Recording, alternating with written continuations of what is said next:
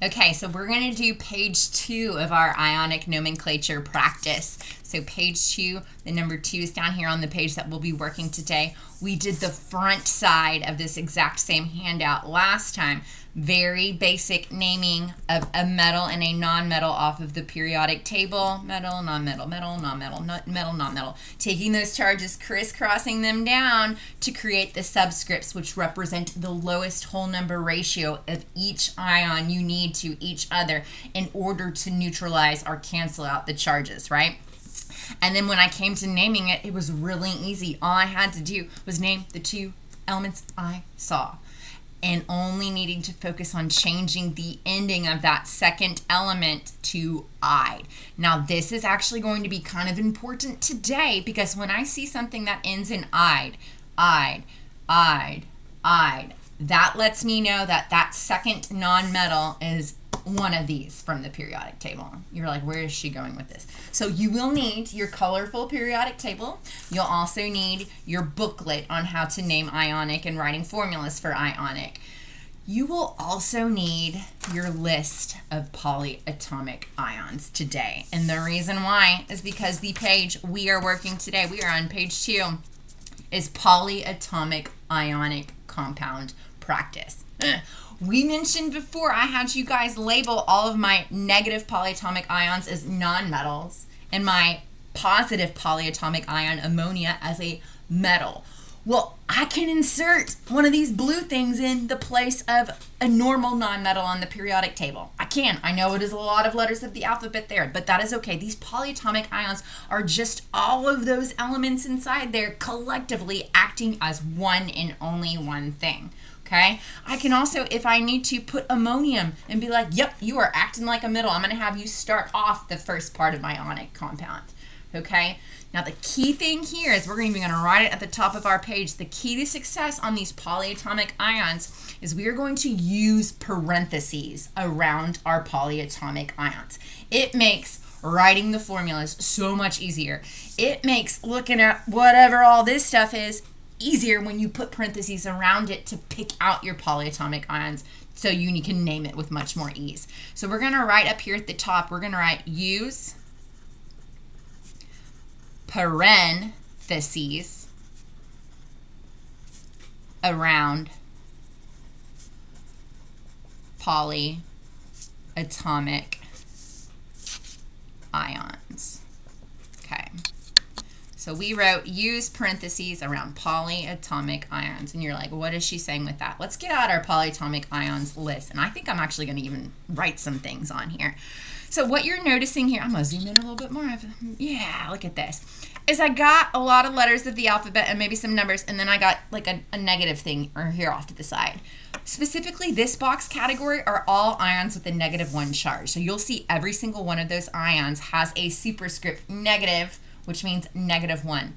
That means all of that stuff in front of that negative charge, that is all collectively something that has a -1 charge. So for example, acetate, he is this guy. That's a lot of letters of the alphabet.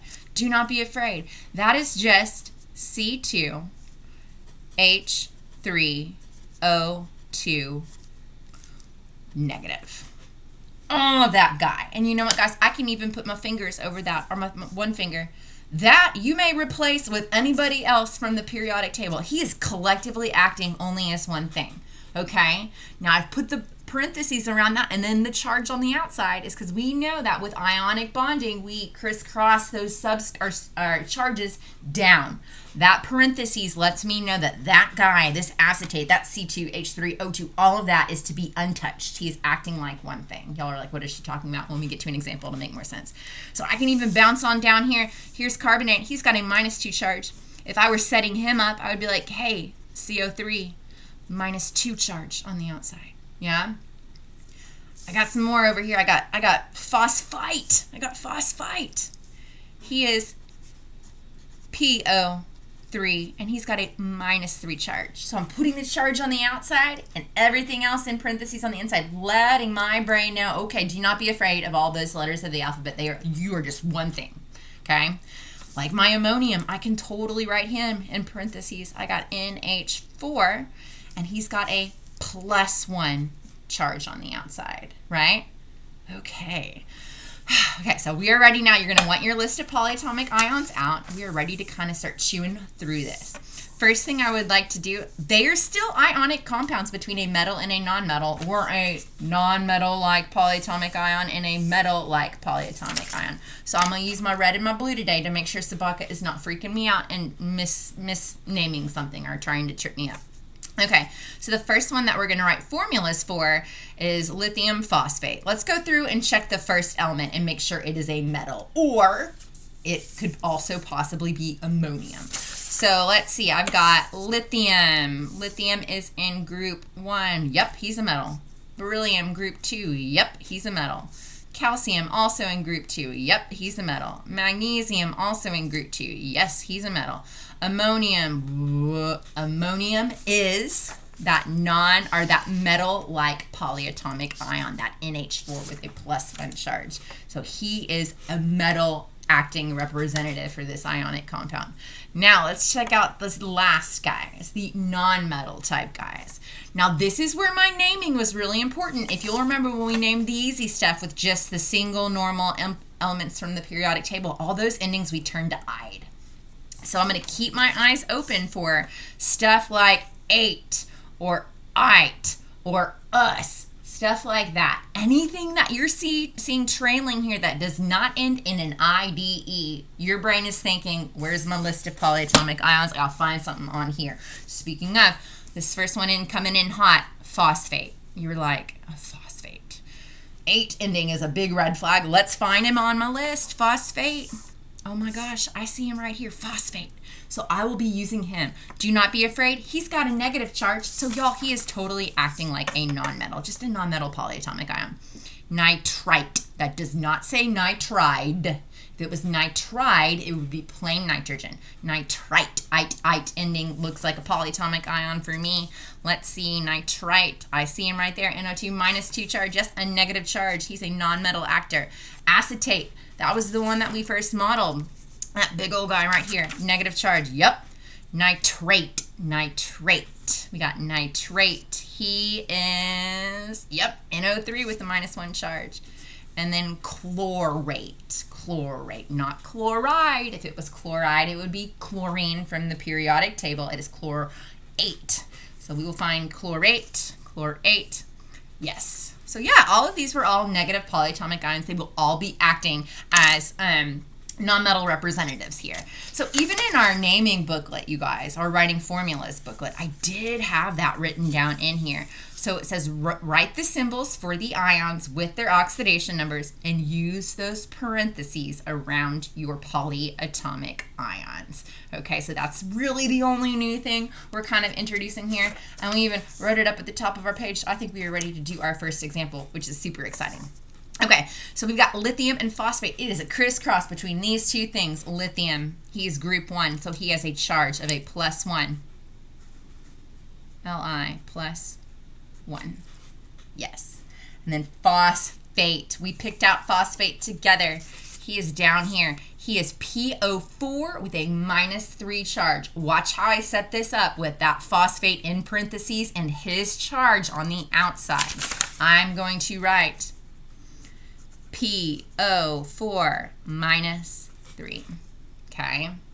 So now when I do the crisscross, that 1 from the lithium is not going inside of that parentheses. No, no, no. That polyatomic ion, that remains untouched. Okay. It is acting all like one thing. So I cannot drop a subscript down inside of there. That subscript, if I'm going to drop one down, is going to fall all the way outside of the parentheses. Okay. Phosphate has a -3 charge, so a subscript of a 3 will drop down underneath here. So we have Li3PO4. Yes. Okay. Now I know that this is not a fantastic first example. Well, it's a great first example because it's not too complicated. But this was me putting a subscript of a 1 down, which you'll know I do not write a 1 down. But if there was a 2 being brought down or a 3 being brought down, which we'll get to some examples here in a second, that subscript is not breaking up the polyatomic ion. It will always fall outside of that ion that is in parentheses already. Okay, so now we're for beryllium nitrite. So beryllium nitrite. Beryllium is group 2, so he is with a +2 charge. Nitrite is NO2 with a -1 charge. Sorry, I'm not going to keep bringing my list over every single time. You're going to have to trust me, and you're going to have yours out too, so hopefully you'll be tracking and making sure that you are picking up what I'm doing. So crisscross those charges now. Boom. Beryllium is going to throw down a 2. Nitrite's going to throw down a 1. So we have BeNO2. Keep that in parentheses. Beryllium's 2 is coming down at the end after that.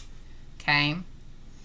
The parentheses around the polyatomic ions make all the difference, because then you can cover them up with your finger and it is not so scary. Okay? It is like, okay, that is just one thing. That is a finger of mine that happened to have had a -1 charge. But it is still able to bond with a metal, and it still functions just the same as anybody else here on my periodic table. That is also a nonmetal. Okay. Next one, calcium. Group 2, we know calcium has a +2 charge. Acetate, polyatomic ion, that's that big one. That is, I'm opening up the parentheses, C2H3O2. That thing overall has a -1 charge, crisscrossing things down. That means I'm going to get Ca, and then my acetate, so C2H3O2 with that 2 down on the outside from the calcium. Okay, let's do the next one. I'm only going to now write up here for the crisscross my polyatomic ion, because visually I think it helps to see, but I'm just going to write the charge of the metal here above it, and you guys can hopefully track what I'm putting down.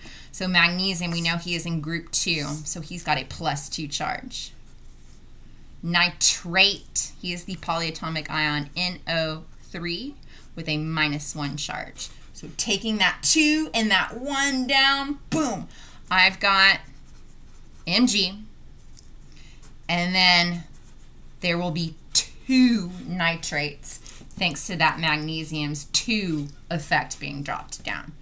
Okay, next one, ammonium. We had red flags out for that. Ammonium is my positively charged polyatomic ion, right? He is NH4. And I put his charge on the outside, +1. Chlorate, that is not chloride. It is not chlorine from the periodic table. It is chlorate, and chlorate is ClO3 with a -1 charge. Noticing how I got 2 polyatomic ions in this compound. They are not scary. They are just 2 things. Yeah, lots of letters, just 2 things. They're in parentheses, so now when I need to do a crisscross, I do not get confused on where I need to drop those numbers down, okay? And in this case, it's a pretty simple crisscross because everybody is pulling a subscript of a 1. So my result here is going to be NH4 ClO3. Now, I will let you know, where's the scratch piece of paper for me to use? Let's do this. I will let you know if you only have 1 polyatomic ion, meaning I only had 1 ammonium, I only have 1 chlorate, versus in this example I had 2 nitrates, or in this example I had 2 acetates. If you have only 1, you don't need the parentheses. And in fact, a also correct way to write ammonium chlorate would be NH4 ClO3. That is super fine, okay? You can totally write it like that. That is correct as well. I suggest this highly, especially when we were first doing this, because for some reason, well, not for some reason, it makes it so much more visually easy in your eyes. I look at this and I'm like, how are there only 2 things? You're telling me an ionic compound is 2 things. That looks like 5,000 things. Well, when I put the parentheses around the polyatomics, it is like, okay, that's where that visual of seeing the 2 things that you need to name or write a formula for can actually be super helpful. Okay, so they're not scary. Parentheses are on your polyatomic ions. We are ready to do some examples from this section. Okay, so now we are ready to name. We are very, very excited about that. Oh, and also from this writing formula section up here, do not be afraid. You must reduce your ratios if necessary, but be very careful. Let me see if I can actually find an example of that I think may be good. Yes, let's do this one. Barium dichromate. So barium is totally barium in group 2. So I'm getting ready to set up my crisscross. Dichromate, dichromate. That sounds wackadoo. So yeah, dichromate's one of my weirder ones. Dichromate is Cr2O7, and he overall has a -2 charge. So the result of this is when I throw down these subscripts, is this is a 2-to-2 ratio. And I'm actually going to write that out, okay? So what ends up happening is we have Ba2, and then my dichromate in parentheses, 2.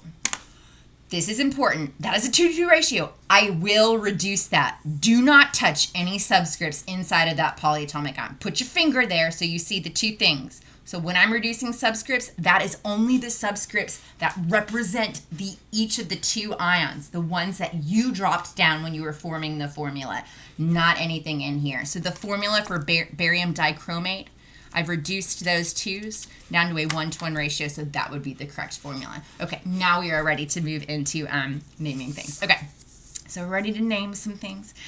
Remember, we wrote up here, put parentheses around polyatomic ions, because you're going to get to problems like this where you were like, every single ionic compound that you name will be 2 words only. You will not get to a problem like this where you're at potassium, phosphorus, oxide. No. Just name the 2 ions you see. So if you get to a problem like this and you see 1,000 letters of the alphabet, you are finding polyatomic ions and immediately popping parentheses around them as fast as you can. So I'm like, oh my goodness, PO4, that's phosphate. Watch how this happens. Boom. Let's cruise down to the next one. There's a polyatomic ion, but it's already got parentheses around it. Probably because they're telling you that subscript, he's got 2 of them. Oh my gosh, lots of letters of the alphabet. What polyatomic ion am I looking for in here? Oh, it's chromate, CrO4. This guy, oh, there's ammonium, but there's another polyatomic ion in here. This SO4 guy is a sulfate. And this guy over here, potassium, and then SO3 is sulfite.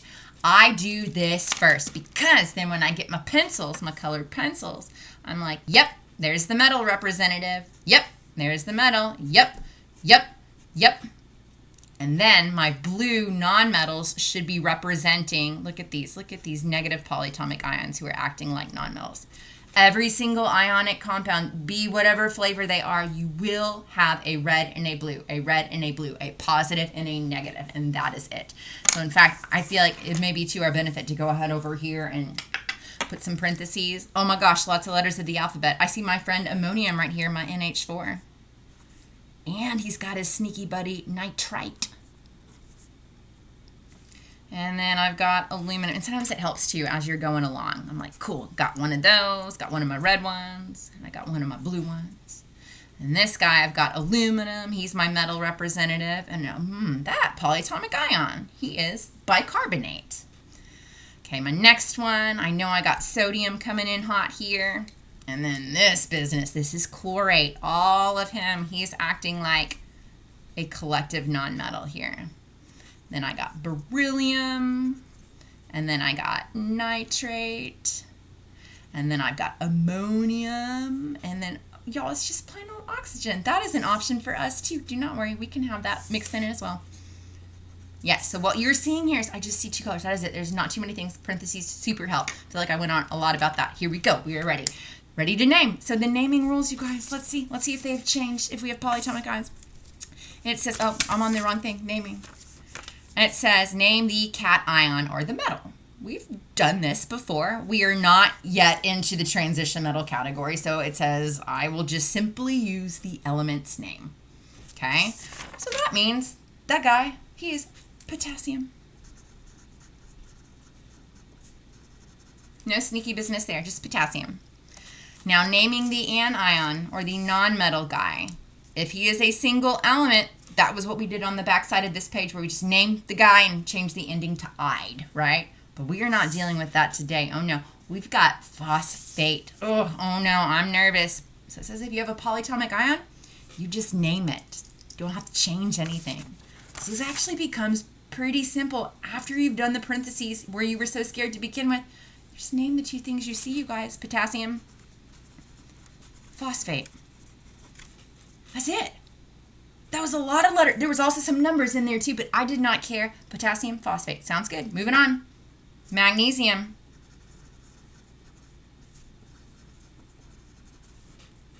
That is, ooh, which polyatomic ion is that? Hypochlorite. I gotta name it. Hypochlorite. Running out of room there. I don't even have to change the ending. These polyatomic ions, I just need to name them. That is calcium chromate.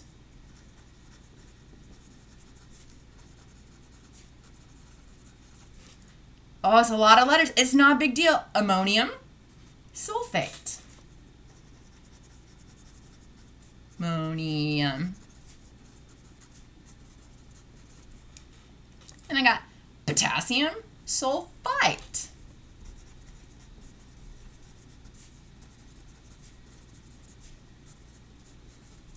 Yeah. So you just name the two things you say. You should have two words in your ionic formulas always. And if they're a polyatomic ion, those parentheses totally help things out. Do not be freaked out like on this example number 10 right here.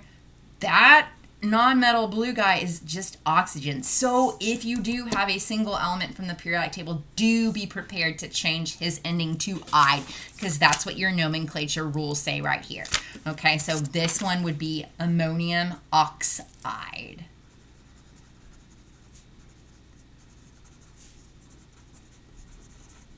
Yeah, very exciting. Okay, just like on our first page, we have another one of these combination charts, okay? So what I thought would be useful for us is to go ahead and write maybe the symbol and the charge over here to where when we combination them together, we've actually already visually seen the letters of the alphabet that we'll be putting in our formula. So lithium is group 1. He's got a +1 charge. Barium group 2. +2. Ammonium, it's a polyatomic ion, but ooh, better believe I'm put him parentheses because that makes me feel better. He's got a +1 charge. Aluminum, Al with a +3 charge. We mentioned this. That Roman numeral 1 lets me know that that copper, who is in my transition block, and I don't know, could have a lot of different charges. I'm letting you know with that one, that is the copper with the +1 charge. So we are Cu +1. This copper is Cu +2. Tin. Tin is Sn on our periodic table. Where is Sn right here? You were like, oh, he's not a transition metal. Well, guys, I've got to, even the guys underneath the staircase, they have a variety of oxidation numbers that they can have. Basically, the only guy underneath the staircase that I will not know, or I will always know his oxidation number, is for aluminum. Everybody else here in red that I have not included on my +1, +2, +3 arrow, everybody else here, you guys, needs to have some sort of representation of what charge version I'm giving you. So all these guys, group 1 and group 2, you do know they have a group charge of 1 and a group charge of 2. A little bit of a tangent and a little bit of a preview for page 3 of this. So this is tin, Sn, he's got a +2 charge. And then lead. Lead is Pb. He is underneath the staircase, which means he's got lots of options of what he can make. That is a Roman numeral 4, so he is a +4. You were like, oh my gosh, I did not know I was having to know some Roman numerals. Do not worry, you guys. On the back of your booklet, your nomenclature booklet, I've given you, I've reminded you what your Roman numerals represent. So that's very exciting and very fun. Okay, we are ready. We are ready to now write our formulas and charges up here for our nitrates, chlorates, all of our anion polyatomic ions. So nitrate is NO3 with a -1. Chlorate is ClO3 with a -1. Sulfate is SO4 with a -2. Permanganate, that's a wackadoo one. It is MnO4 with a -1 charge. Carbonate, CO3 with a -2. And phosphate, PO4 with a -3. So just like last time, we're going to be piecing these guys together. But also like last time, the metal-like character, the guy with the positive charge, is always going to be written first. So if you want with your red pencil, be like, yeah, always going to be written first. And I may zoom out a little bit right here. And so these guys will be the second guy. Okay, so you literally just put them down together in their spot. The numbers will represent how many of each ion you have. So if I'm combining lithium and nitrate together, it's going to be a 1-to-1 ratio, so ain't nobody got no subscripts. Totally keep your polyatomic ion in parentheses. You do not need it if you only have one, but I feel like makes me feel a little bit more safe, especially when I'm getting started with nomenclature. Barium and nitrate. That barium's going to slam a 2 down on the other side of nitrate. Yeah. Ammonium nitrate, both of them have charges of 1, so it is going to be a 1-to-1 ratio. Look at this. Look at these parentheses. I'm keeping them. They are making me feel really, I see two things. That is great. Aluminum nitrate, he's got a +3. So that means there's got to be 3 nitrates, right? And once again, are we noticing I'm slamming that subscript down on the outside of those parentheses? Okay, let's bounce down here and do this wacky one, this lead one with a +4 charge. Like, that is super scary. It's not that big of a deal. PB, NO3, 4. That's a terrible looking 4, but that is a 4 on the outside. Let's pick a polyatomic ion that has a charge besides N-1. Let's do sulfate with a few examples. So if I'm combining lithium and sulfate together, lithium +1, sulfate -2, that means I need 2 lithiums and only 1 sulfate. It is a 2-to-1 ratio. Barium sulfate, they both have charges of 2, and if you were just getting in the habit of slamming some subscripts down, that is fine. We can always erase later for reducing down, right? So that is a 2-to-2 ratio that I can reduce down. So I will erase those 2's and say you are now a 1-to-1 ratio. Let's do 1 more on this page. Just kidding, 2 more on this page. Let's do ammonium sulfate. 2 polyatomic ions. I'm going to have 2 overall ammoniums. So NH4 with a 2 on the outside. And then only 1 sulfate. So SO4. And then the last, I'm going to do 2 more. Okay, we're going to do aluminum and we're going to do lead because I'm getting excited. Okay, so aluminum sulfate. I've got a 3 charge on here and a 2 charge on here. So those numbers switch places. Oh my gosh, it's been a day. So I have Al2 and then SO4, 3. That just means I need 2 things that have a +3 charge to cancel out my 3 things that have a -2 charge, because ionic compounds are neutral. Last one I want to do, because this one is super fun. Okay, lead 4 sulfate. Lead's got a +4 charge, sulfate's got a -2 charge. We're going to take the 4, we're going to take the 2, and we're going to swap of places. So that means underneath my lead, I get that 2, right? And then on the outside, underneath my sulfate, he's going to get the 4 from lead. Let's have this conversation. Covering up sulfate. The numbers that I see here are a 2-to-4 ratio. Can I reduce that down? Yes, a 2-to-4 ratio. I can take both a 2 and a 4 and I can divide them both by 2. That means a 2-to-4 ratio is actually a 1-to-2 ratio. So I will erase and turn that into a 1-to-2 ratio. And the reason why I am able to do that, I keep pulling out the sheet, I did it last time, you guys, is that it's just showing the ratio of each ion. There's a bunch of them, okay? Saying that I have a 2-to-4 amount of those things is the exact same thing as saying a 1-to-2 ratio when you have a giant crystal lattice of all of these alternating ions. Okay, so not a big deal, guys. We just did polyatomic ions. They are not scary. They are just acting like metals and nonmetals. Parentheses around them is your home base, because no matter the letters of the alphabet that you guys see here, it is still just 2 things to name. Not a big deal. All right.